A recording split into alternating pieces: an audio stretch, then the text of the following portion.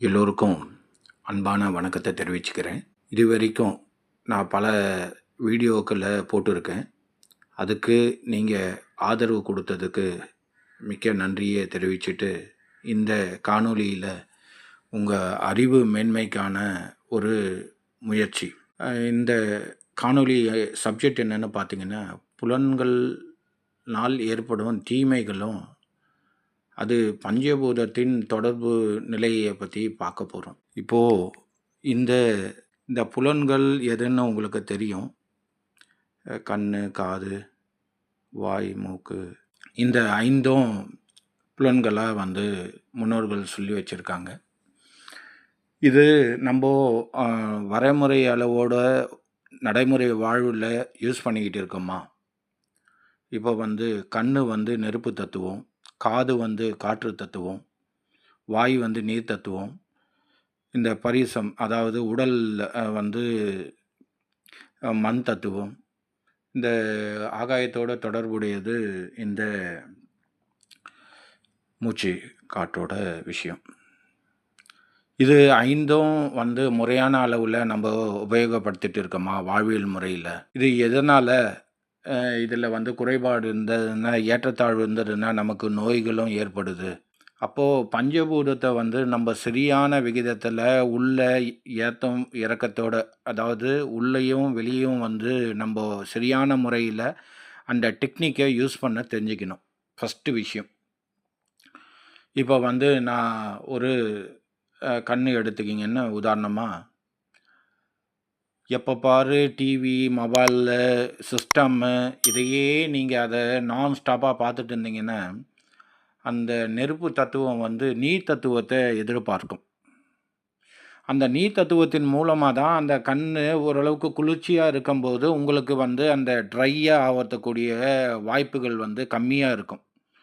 இல்லை, இதை நீங்கள் தண்ணியை உபயோகப்படுத்தாமல், மூஞ்சி கழுவாமல், இந்த கண்ணுக்கு குளிர்ச்சியான ஒரு நிலை இல்லாமல் நீங்கள் அதை நான் ஸ்டாப்பாக பார்க்கும்போது அது பழுதடக்கூடிய வாய்ப்புகள் அதிகமாக நடைபெறுது.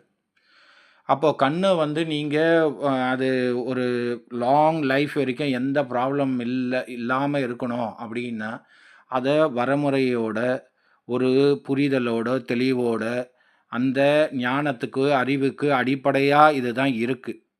இந்த நிலையை முதல்ல நீங்கள் உணரணும் ஃபஸ்ட்டு. அடுத்தது காது. காது நீங்கள் ரொம்ப சத்தத்தை, அதிகமான சத்தத்தை நீங்கள் கேட்கக்கூடிய ஒரு விஷயத்தை அவாய்ட் பண்ணிடணும்.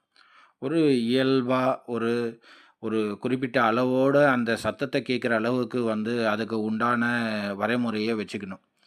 ஒரு சில பேர்லாம் பாட்டு கேட்கும்போது பயங்கரமான சத்தத்தில் கேட்பாங்க. அந்த பயங்கர சத்தம்லாம் அந்த அதிர்வு தாங்கக்கூடிய கெப்பாசிட்டி உள்ளே கிடையாது.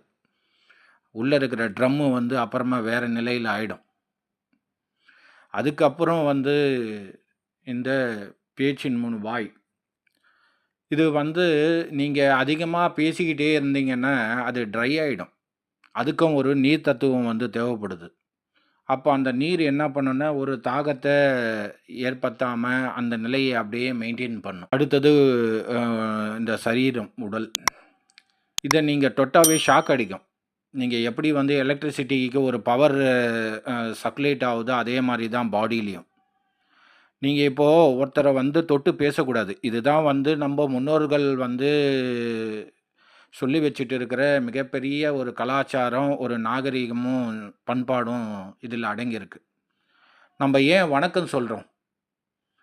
இப்போ தான் நடைமுறையில் கலாச்சாரத்தின் மாற்றத்தின்காக கை கொடுக்கறது, வேறு மாதிரி விஷயங்கள்லாம் நடக்குது. இப்போது இந்த மாதிரி ஒரு நிலையை ஏற்படுத்தினது யார்? இந்த கலாச்சாரத்தின் மாற்றத்துக்கு காரணம் யார்? உங்களுக்கு தெரியும்.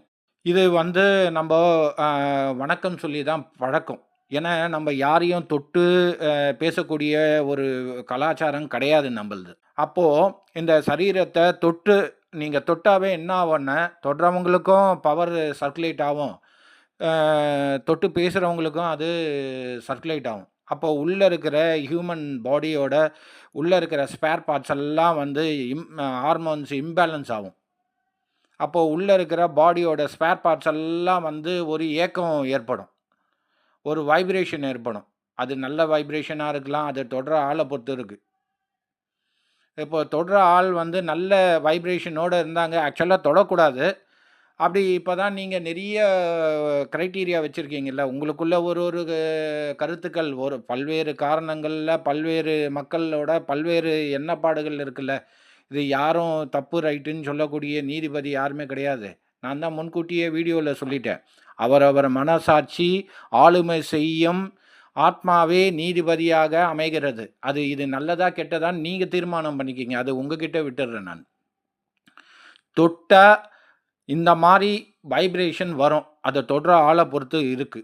இந்த உடலுக்குள்ள வந்து அந்த ஹார்மோன்ஸ் இம்பேலன்ஸ் ஆயி ஒவ்வொரு ஸ்பேர் பார்ட்ஸும் உள்ள இருக்கிற பல்வேறு பாடிக்குள்ள இருக்கிற ஒவ்வொரு பஞ்சபூதங்களால உருவாக்கப்பட்ட ஸ்பேர் பார்ட்ஸ் எல்லாம் இருக்கு. அப்போ இந்த ஸ்பேர் பார்ட்ஸ் எல்லாம் ஒழுங்கா இருக்கணும் அப்படின்னா, இந்த சரீரத்த ஒரு லெவலுக்கு அந்த தொடாம அப்படியே எப்படி மெயின்டெயின் பண்ணணுமோ, அது ஒரு குறிப்பிட்ட காரணத்துக்காக மட்டும் தான் அந்த உடல் தொடக்கூடிய இறைசக்தியும், இயற்கையும் வந்து அந்த உயிர குடுக்கக்கூடிய நிலையில மட்டும் தான் அத தொடணுன்றது ஒரு விதி வச்சிருக்கு. நம்ப இப்ப இருக்கிற வாழ்வியல் முறையில அது தெரியல. அது நீங்க உங்களோட தீர்ப்புக்கு விட்டுர்றேன் நான். இது மட்டும் இல்லாம, அடுத்தது வந்து இந்த சுவாசம். இந்த ஆகாயத்தில இருக்கிற தத்துவத்த முக்கியமா பல்வேறு நிலையில அந்த காற்ற கற்றுக்கொள்ளக்கூடிய, காற்ற படிக்கக்கூடிய, காற்ற அறியக்கூடிய, காற்ற புரிதலுக்கூடிய விஷயத்த புரிஞ்சுக்கிட்டீங்கன்னா, அந்த புரிதலும் உங்களுக்கு தெளிவாயிடும். இப்ப பஞ்சபூத தத்துவத்தையும், நான் இந்த புலன்களையும் வந்து கம்பேர் பண்ணிட்டேன். இதனால நீங்க ஒரு அளவுக்கு மீறி நீங்க அத வந்து அ நடைமுறையில உபயோகப்படுத்துனீங்கன்னா, அதுக்கு உண்டான விளைவு வந்து இருக்க தான் செய்யும். அதனால நெறைய பேரு கண்ணாடி போட்டுட்டு இருக்கோம். நெறைய பேரு வந்து பல விஷயங்கள்ல இருக்கு இதுல. அது சொல்லிக்கிட்டே போலாம். அது மட்டும் இல்லாம, இதுக்கு இந்த புலன் அடக்கம்ன்றது ஒரு யுஜி டிகிரி மாரி. நீங்க இத கடந்தா மட்டும் தான் அடுத்தது பிஜி என்னன்னா, மனத புரிதல், அறிதல் நடக்கும். அடுத்தது பிஜி முடிச்சுட்டு, அடுத்தது ஆத்மாவ அறியணும். உயிர் காக்கம் கலை, உயிர் வளர்க்கும் கலைய நீங்க அறியணும். இது வந்து ஒரு அறிவின் பரிமாற்றம். நீங்க அறிவின் மேல்படி அறையணும். அறிவு சார்ந்த மக்களுக்கு இது ஒரு மிகப்பெரிய பொக்கிஷமா இருக்கும். அடுத்தது ஆத்மான்றது பிஹெச்டி லெவல்ல. நீங்க அந்த லெவலுக்கு இப்ப நீங்க யுஜி முடிச்சா தான் அடுத்தது பிஜி, அடுத்தது பிஹெச்டி பண்ணிட்டு அப்படியே மேல வர முடியும். இது வந்து ஒரு தேடல். இது உங்களுக்குள்ள இருக்கிற ஒரு ஞானத்தின், ஒரு யோகத்தின் ஒரு தேடல் இது. இந்த காணொளியின் முயற்சி வந்து உங்கள மேன்மைப்படுத்தணும். உங்க அறிவை மேன்மைப்படுத்தணும், ஞானத்த மேன்மைப்படுத்தணுன்றது தான் இந்த காணொளியின் நோக்கம். இந்த நாட்டு மக்கள் சிறப்பா, செழிப்பா இருக்கணுன்றது தான் இந்த காணொளியின் நோக்கம். அத நீங்க உள்ள இருக்கிற அந்த விஷயத்த நீங்க விழிப்புணர்வு நிலையோட இருக்கணும். இந்த புலன்கள எப்படி பராமரிச்சு, இந்த புரிதல், அறிதல் அத வைத்துக்கொண்டு இந்த புலன்கள அப்படியே அடக்கமா வாழ்வியல் முறைக்கு எப்படி உபயோகப்படுத்தி வாழ்வியல் மேன்மைப்படுறதுன்றது தான் இந்த காணொளியின் முக்கியமான நோக்கம். நன்றி, வணக்கம்.